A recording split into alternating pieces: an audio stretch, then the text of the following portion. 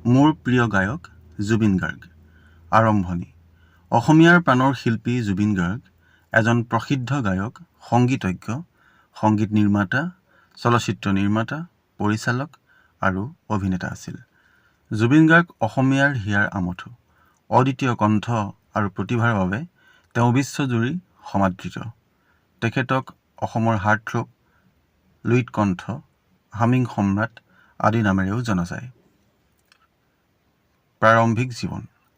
জুবিন গাৰ্গৰ জন্ম হৈছিল 1972 চনৰ 18 নৱেম্বৰ তাৰিখে মেঘালয়ৰ তুৰাত।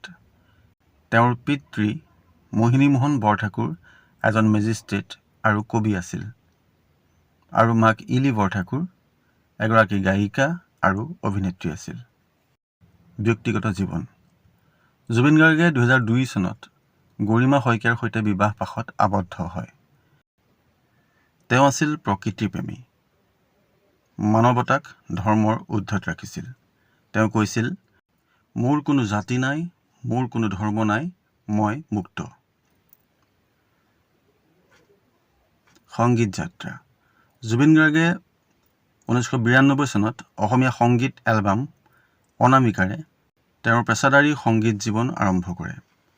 তেওঁ অসমীয়া, হিন্দী, বঙালী আৰু বহুতো অন্য ভাষাত গীত গাইছে। চান্দনী ৰাত তেওঁৰ প্ৰথমটো হিন্দী এলবাম। কৃতিত্ব।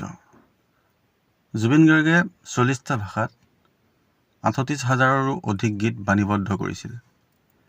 বলিউডৰ গেংষ্টাৰ ছবিৰ ইয়া আলি গীতটোৰ যোগেদি তেওঁ সমগ্ৰ দেশত খ্যাতি অৰ্জন কৰিছিল, যাৰ বাবে তেওঁক 2006 চনত শ্ৰেষ্ঠ কণ্ঠশিল্পীৰ ৰাষ্ট্ৰীয় বঁটাৰে সন্মানিত কৰা হয়। অৱদান। জুবিন গাৰ্গে অসমীয়া সংগীতত নতুন মাত্ৰা প্ৰদান কৰিছে।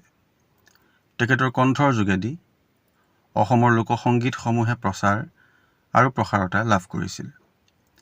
তেখেতে কেইবাখনো বোলছবি নিৰ্মাণ কৰি অসমৰ চলচ্চিত্ৰ উদ্যোগক উজ্জীৱিত কৰিবলৈ চেষ্টা কৰিছিল। প্ৰাকৃতিক দুৰ্যোগৰ সময়ত তেওঁ অসমৰ জনগণক সহায় কৰিছিল। তেওঁক অসমৰ কণ্ঠ বুলিও কোৱা হয়। সামৰণি।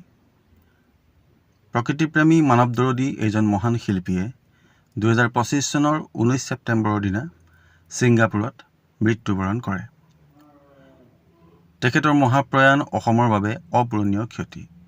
মহামানৱ জুবিন গাৰ্গ অমৰ হওক।